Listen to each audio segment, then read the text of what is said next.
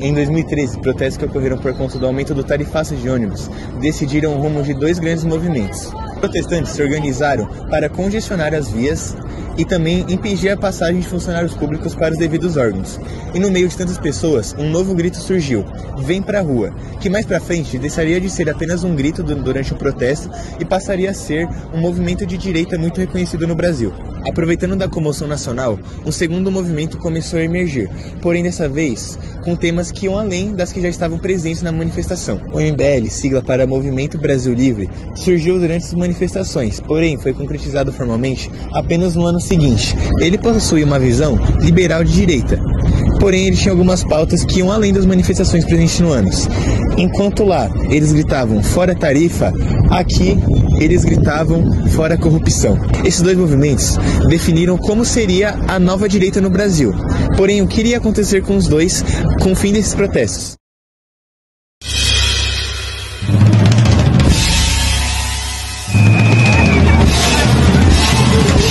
Do PT? É de chegar até a arrepiar, entendeu? É o PT! Se não fosse o PT. Sempre foi o PT. A principal bandeira é o impeachment de Dilma Rousseff. Será que a Dilma já assinou a renúncia?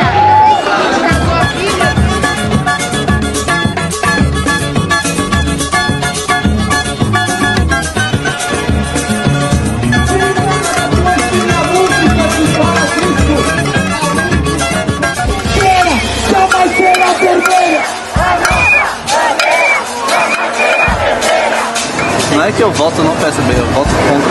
Vocês aqui podem ter um orgulho de dizer: eu ajudei a mudar a história desse país. Eu bani os comunistas desse país. O fim do alvoroço do aumento das tarifas teve como resultado a preservação do preço comum sem um acréscimo de 20 centavos pelo governo do estado. Quero dizer aqui que no caso do metrô e do trem, nós vamos revogar o reajuste dado, voltando à tarifa original de R$3. Mas outra balbúrdia veio a surgir: o impeachment da ex-presidente Dilma Rousseff. Naquela época, as duas ideologias distintas já tinham seus principais porta-vozes, por conta do avanço da popularidade de ambos, principalmente por parte das redes sociais, que naquele cenário foram um meio muito importante de divulgação de ideias e comoção. O MBL era muito ativo nas redes sociais, que mais tarde seria um motivo para um grande tumulto sobre a manipulação de redes. Todavia, eles sempre se comunicaram melhor com o público jovem. Logo, era quase que uma necessidade de que um de seus principais representantes passasse um ar mais jovial. Kim Kataguiri era um jovem que naquela época tinha 20 anos e levou o título de nova geração de direita para o MBL. Senhora Presidente, senhores parlamentares, muito me honra utilizar essa tribuna aqui pela primeira vez como deputado empossado.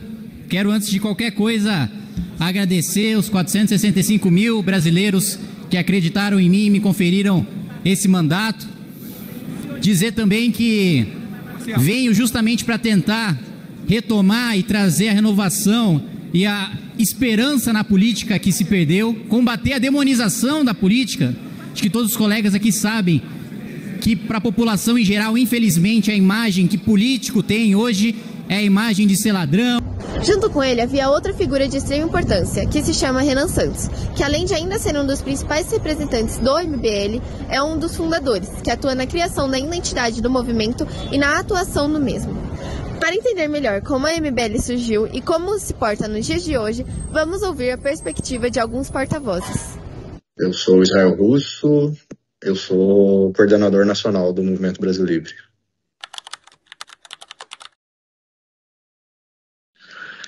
A primeira motivação foi em meados de 2014, após a mudança repentina na apuração dos votos, em que a Dilma passou o Aécio, né?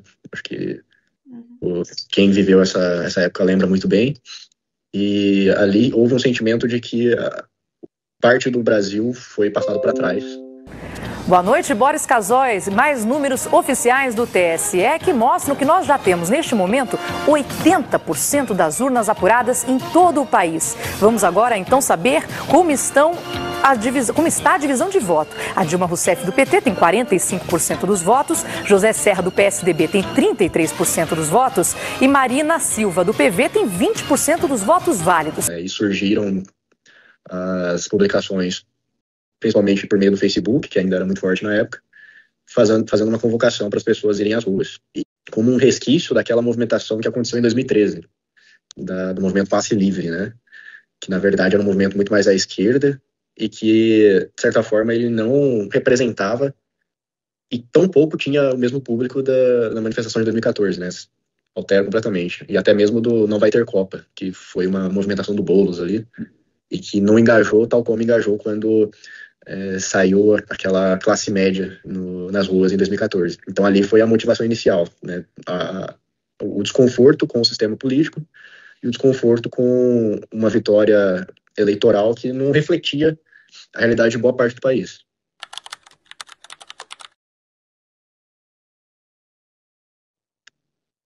Olha, eu acho que para a gente pegar um princípio fundamental do qual os outros vão se derivar, a gente pode falar que temos como princípio inicial a soberania nacional. O Movimento Brasil Livre, ele começa como um movimento muito liberal, um movimento que defendia muitas ideias políticas, ideias econômicas que vinham de escolas como a escola austríaca, a escola de Chicago, e que com o tempo a gente percebeu, também com estudo, com leitura, a gente percebeu que não faz sentido você pegar maquetes prontas de sistemas políticos e econômicos e tentar importar para o seu país. E a partir disso a gente começou a entender a importância da soberania no sentido de toda política municipal, estadual e nacional que você for fazer, você tem que levar em consideração os seus cenários, tem que levar em consideração a sua realidade. E nesse sentido a gente defende que o Estado brasileiro ele seja soberano, não só na sua totalidade, como também nas suas particularidades. Acho que foi 2024, né, que teve os alagamentos, a enchente lá no Rio Grande do Sul, e que você vê o país inteiro se articulando como uma unidade. Então ali você vê a unidade do país. Só que culturalmente as particularidades elas não podem ser suprimidas, né? Então você tem a soberania tanto nacional como as soberanias locais também. Você não pode tentar homogeneizar tudo numa salada nacional que não vai funcionar, isso não vai acontecer. Ou você vai criar uma mediocridade que não tem uma identidade, né? Então a gente defende a soberania nesse sentido. Uma outra forma de soberania que a gente pode colocar aqui, que eu acho que é o carro-chefe hoje do movimento, é a questão do crime organizado. E o que o crime organizado tem a ver com a soberania nacional? Tem a ver que eles ocupam territórios nacionais, eles ocupam nacos do nosso território, que tem nesses nacos um ordenamento jurídico próprio, que o Estado brasileiro não consegue suprimir. Então eu estou vendo dentro do meu país a gente perder a soberania sobre espaços territoriais inteiros. Então, a partir disso, a gente elabora os nossos princípios. Por outro lado, o movimento Vem para a Rua tinha uma comunicação mais voltada ao público de classe média, profissionais liberais e famílias. Um dos nomes mais conhecidos do grupo era Rogério Schecker, que atuava como principal porta-voz e reforçava a imagem do movimento como uma iniciativa cidadã formada por pessoas unidas em torno de propostas ligadas à sociedade, sem estruturas estatais ou partidárias.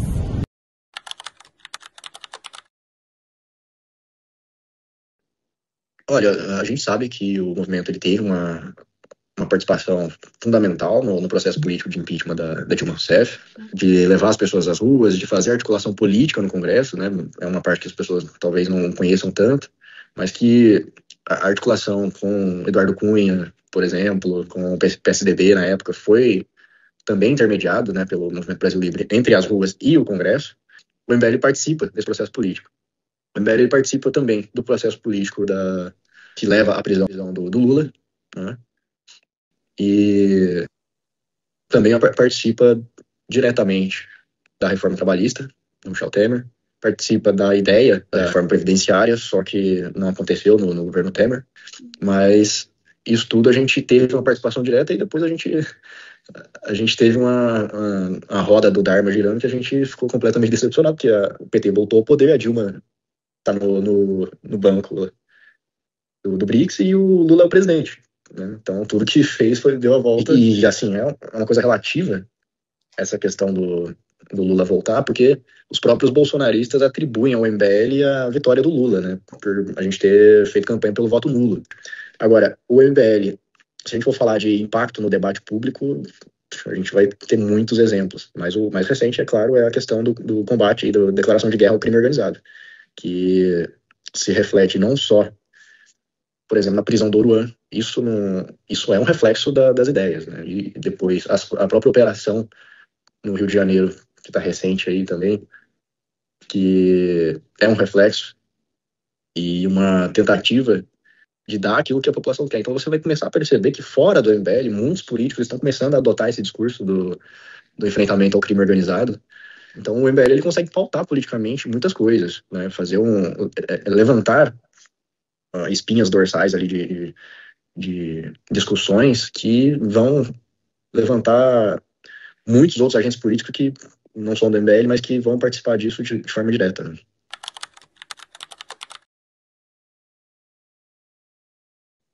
Aí ele mudou bastante em relação ao que eu tinha dito no começo, não do conteúdo, mas da forma, né? Da forma como a gente poderia aplicar os princípios que a gente sempre teve. E a forma, ela se altera na medida em que a gente abandona um liberalismo tão racionalista que a prática dele é irracional. Então, a forma, ela pode ter mudado, mas o conteúdo continua o mesmo.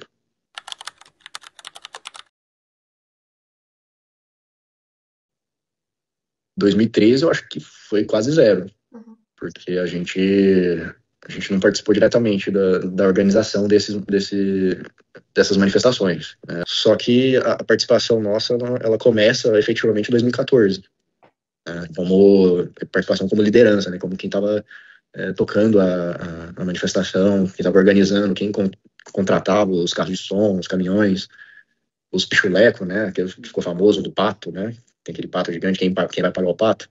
Que lá é tudo MBL, e na época também tinha um Vem Pra Rua, que participava também, mas a liderança era evidentemente do Movimento Brasil Livre. Então ali a participação foi, a partir de 2014 até 2016, efetivar o impeachment, foi gigantesca.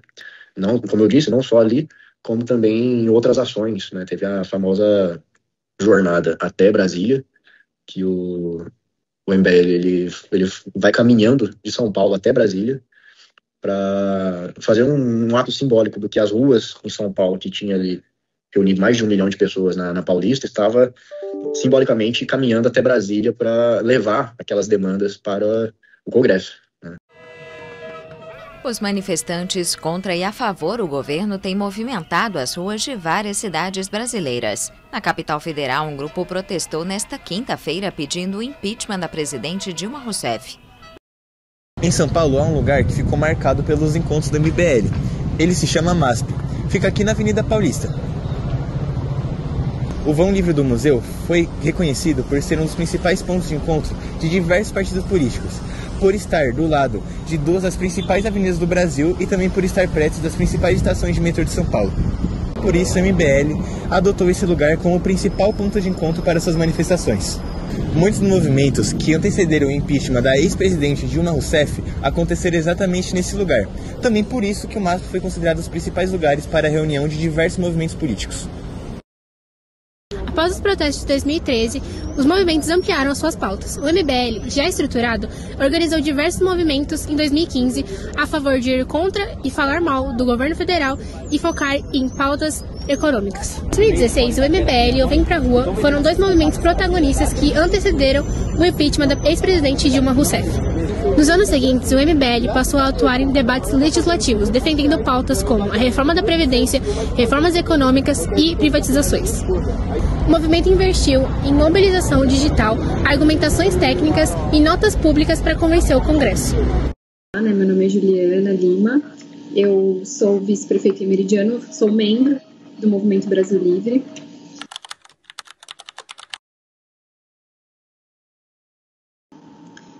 Então, o MBL sempre foi um movimento de posicionamento. A gente nunca foi um grupo neutro, que a gente acredita que quem tem valores, quem tem princípios claros, definidos, precisa se posicionar. Tanto que às vezes acaba entrando em certas polêmicas, mas é importante ter esse posicionamento. E o MBL sempre foi julgado também, inclusive nas eleições presidenciais em 2022, que eu não vou entrar nesse mérito político, mas principalmente pela direita, né, de nós sermos isentões, que eles falavam por ser contra o Lula, contra Bolsonaro, mas isso também é se posicionar, é ter coerência, né, que a gente acredita, que é ter coerência que a gente se posicionando dessa maneira, que é ter coragem de dizer que o Brasil precisa de um novo caminho. E tem pessoas, muita gente também, que se identifica com esse pensamento, e por isso que inclusive agora o MBL conseguiu fazer um partido político, e com certeza vai ter muitos adeptos que também seguem essa linha e que vão se identificar com as pautas que a gente defende. Já o Vem Pra Rua manteve-se como um movimento cidadão focado em comunicação sobre reformas e temas institucionais. Com o tempo passou a produzir alguns conteúdos explicativos e análises políticas e também participou dos movimentos de 2019, dando apoio ao ex-ministro Sérgio Moro e à Operação Lava Jato. Oi, pessoal! O movimento Vem Pra Rua se reuniu hoje pela manhã com o pré-candidato Sérgio Moro para conversar sobre alguns pontos do plano de governo e apresentar para ele um termo de compromisso com os pilares que o movimento Vem Pra Rua defende. Ele se comprometeu a assinar esse termo de compromisso para que o movimento Vem Pra Rua possa declarar o seu apoio à sua pré-candidatura.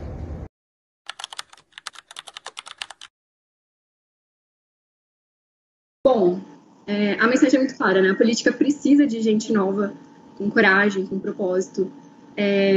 A gente quer mostrar que dá para fazer política sem se vender para o sistema, sem corrupção, que dá para mudar o Brasil de verdade, começando, como eu falei, pela cidade, pelo bairro. E a juventude é a cara do movimento, né? Do Movimento Brasil Livre, que também é um movimento jovem, formado por maioria jovem, que acredita e quer construir um futuro melhor. Vem, vamos pra rua, pode vir que a festa é sua, que o Brasil vai tá gigante, grande como nunca se viu. Vem, vamos com a gente, vem torcer bola pra frente, sai de casa, vem pra rua, pra maior arquibancada do Brasil. Vem pra rua, porque a rua é a maior arquibancada do Brasil. Todo mundo descontente por suas diversas razões: inflação, aumento dos juros, aumento da gasolina, o escândalo do mensalão, o escândalo do petrolão.